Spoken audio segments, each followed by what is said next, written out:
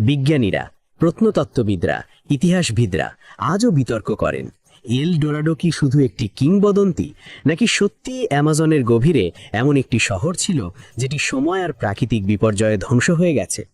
সাম্প্রতিককালে আধুনিক প্রযুক্তি যেমন লাইডার বা লাইট ডিটেকশন অ্যান্ড রেঞ্জিং ব্যবহার করে বিজ্ঞানীরা আবিষ্কার করেছেন অ্যামাজনের নিচে বিশাল শহরের মতো কাঠামোর চিহ্ন।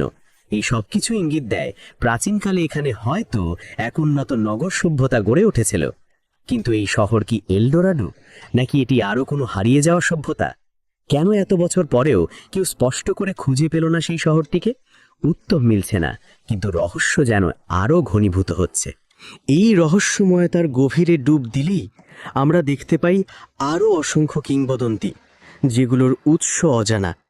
স্থানীয় আদিবাসী গোষ্ঠীগুলোর বিশ্বাস এই শহর তৈরি করেছিলেন দেবতারা নিজেরা, সেই দেবতা যারা আগুন ও সূর্যের আলো নিয়ে এসেছিল মর্তে। তাদের মতে এল ডোরাডো শুধু সোনা দিয়ে তৈরি কোনো নগর ছিল না, বরং এটি ছিল জ্ঞানের এক অমোঘ কেন্দ্র, এক পবিত্র স্থান যেখানে প্রাচীন শক্তির উৎস লুকিয়ে আছে।